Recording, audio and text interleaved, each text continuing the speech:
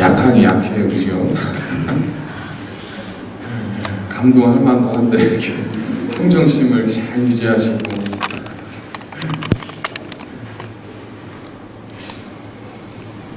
한국에서는 그 대통령이 당선이 되면 아마 주요 정치인들이 다 대부분의 비슷한 동선을 가지고 있을 텐데 대통령이 당선이 되면 가장 먼저 보통 방문하는 곳이 있습니다. 그곳이 동작동에 있는 국립현충원을 주로 방문을 하게 되죠. 아시는 것처럼 국립현충원은 우리 국가 민족의 순국한 호국 명령들이 안치되어 있는 그러한 국립묘지이죠. 그래서 국정을 책임지는 최고의 통치자로 국민들로부터 뽑힘을 받았을 때에 먼저 이 나라를 위해서 목숨을 바쳤던 호국 영령들 앞에서 그들의 정신을 이어받고 그리고 그 뜻을 담아서 펼치겠다고 하는 어떤 그런 의미가 이 현충원 방문에 담겨 있지 않겠습니까? 또한 대통령이 직무를 마치고 퇴임을 할 때 마지막 공식 일정으로 잡는 곳이 대개 국립현충원입니다. 그동안 처음에 가졌던 그 마음, 부끄럽지 않게 살았다고 하는 어떤 고백, 혹은 마지막까지 국가와 민족을 위해서 하겠다고 하는 그런 각오, 이러한 것들을 국민들에게 전하고자 하는 이런 메시지가 있는 것이겠죠. 여러분, 우리는 우리가 생각하는 것보다 더 많이 의사소통을 하고 있습니다. 우리는 말만 의사소통의 생각이라고 생각하지만 사실은 말보다 더 많은 것으로 우리가 서로 간의 커뮤니케이션을 하고 있습니다. 눈빛, 눈동자, 입술꼬리, 미간, 우리의 손 모양, 손을 놓는 자리, 그리고 우리 몸의 무게 중심, 이 모든 것들이 사실은 알게 모르게 우리의 마음을 상대방에게 표현하고 있는 의사소통의 도구입니다. 근데 우리가 그걸 잘 모를 수 있죠. 그걸 잘 아는 사람이, 가장 잘 아는 사람이 누군가 보면 되게 정치인들인 것 같습니다. 정치인들의 말은 한마디 한마디가 그냥 듣기에는 정말 많은 계산들이, 그리고 많은 어떤 의미들이 함축되어 있기 때문에 그렇습니다. 지난 대선 5월에 치러졌을 때 각 정당에서 많은 대선 후보자들이 출사표를 던졌는데 그 중에 그들이 대선 출마 선언을 했던 장소 중에 독특한 장소들이 몇 곳이 있었습니다. 광화문에서도 했고 여기도 했지만, 그러나 눈길을 끌었던 장소 가운데 하나가 바로 이 대학로에서 한 후보가 대선 출마 선언식을 했습니다. 또 어떤 후보는 시계 공장에서 대선 출마 선언을 했습니다. 여러분, 대학로 하면 뭐가 떠오르세요? 젊음 아니에요, 그죠? 젊음. 그러니까 대학로에서 그 대선 선언식을 했다는 건 무슨 의미겠습니까? 이 젊은 패기를 가지고 혹은 젊은이들을 위한 그런 국정, 앞으로 더 건강한 젊은 나라를 만들겠다고 하는 이 후보자의 메시지가 이 장소를 통해서 전달이 되고 있는 거죠. 자, 공장에서 대선 출마를 선언했습니다. 여러분, 어떤 느낌을 가지시겠어요? 공장은 주로 노동자들의 작업 현장이지 않습니까? 그러다 보면 공장에서 대선 출마 선언을 했다는 건 이 노동자들과 함께, 사회적 약자들과 함께, 우리 모두가 함께 잘 사는 그러한 노동자의 인권과 그들의 목줄을 위한 정책을 펼치겠다고 하는 어떤 강력한 메시지를 장소 하나를 통해서 국민들에게 전달하고 있는 거죠. 이건 비단 정치인들만이 아니었고 하나님도 장소를 통해서 우리에게 메시지를 전하신 적이 참 많습니다. 그 가운데 가장 대표적인 것이, 우리가 얼마 후면 예수님의 탄생을 기념하는 성탄절을 맞는데 예수님께서 이 땅에 오신 곳이 어디였을까요? 지명은 베들레헴. 태어나신 곳은 베들레헴의 한 마구간. 여러분, 예수님께서 왜 베들레헴의 한 마구간에서 오셨을까? 수없이 들었고 수없이 묵상했던 그 내용이 있잖아요. 바로 그 메시지를 우리에게 전달하기 위해서 예수님은 이 땅의 마구간에 오셨습니다.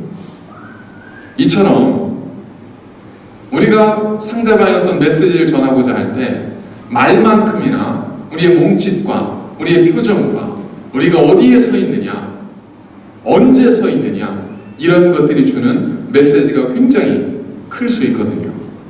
자, 그렇다면 예수님께서 이 땅에 처음 오신 것이 베들레헴의 한 마구간, 말구유 위에, 수온지 말인지 말구유에 어쨌든 오셨잖아요. 그렇다면 예수님께서 이 땅에 사시다가 하늘로 승천하실 때에 마지막 발을 딛고 계셨던 곳은 어디일까요? 마지막 예수님께서 발을 딛고 계셨던 곳이 어디겠어요?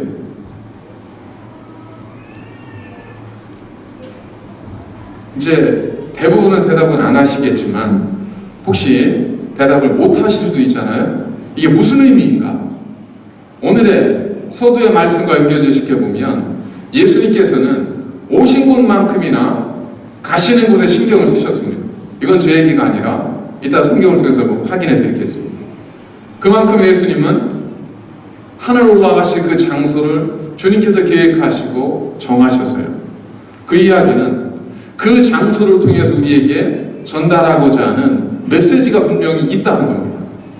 그런데 우리가 그 장소를 알지 못한다면 우리는 당연히 어떤 추론이 가능하냐면 주님께서 그곳을 택하셔서 그곳에서 하늘로 승천하시면서 남겨진 제자들에게 주시고자 했던 마지막 메시지를 우리는 전혀 듣고 있지 못했던 것으로 우리가 추정할 수 있다는 겁니다.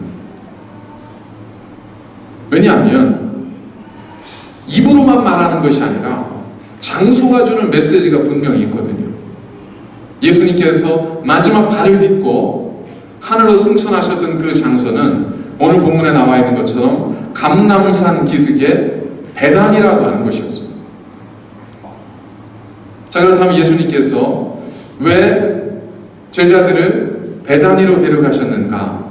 그리고 그 장소가 정말 그렇게 중요한가? 이거는 제가 장소 하나를 의미를 더 부여한다든지 확대 해석하는 것이 아니라 예수님께서 의도적으로 제자들을 그곳으로 데려가셨다고 하는 성경의 근거가 분명히 있기 때문에 그렇습니다. 50절을 보면 50절에서 뭐라고 말씀하고 있냐면 예수께서 그들을 데리고 베다니 앞까지 나가사 거든요. 한글로만 읽어봐도 예수님께서 그들을 데리고 베다니 앞까지 나가셨어요. 그런데 이 단어는 엑세가겐이라고 하는 헬라어인데 이 단어는 엑사고에서 왔습니다. 엑사고는 무슨 뜻이냐면 데리고 가다, 데리고 나가다 이런 뜻인데 이 단어가 성경에서 주로 어느 곳에서 사용이 되어졌냐면 출애굽기에 사용이 되어졌습니다.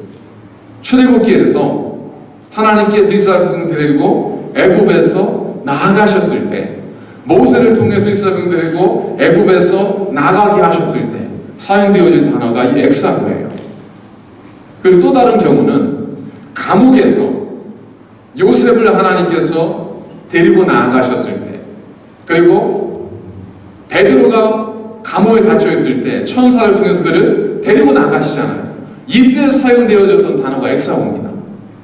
그러니까 데리고 나가셨다는 건 뭘 의미하냐면 그냥 잠시 이곳에서 이곳으로 의미가 아니라 하나님께서는 애굽에서 그들을 약속의 땅으로 데리고 나가셨고 하나님께서는 요셉을 갇혀진 곳에서 하나님의 뜻을 이룰 곳으로 데리고 나아가셨고 하나님은 베드로를 죽음의 감옥에서 자유의 땅으로 데리고 나가신 것처럼 주님께서는 제자들을 특별한 의도를 가지고 그들을 데리고 베다니까지 나가셨다는 것.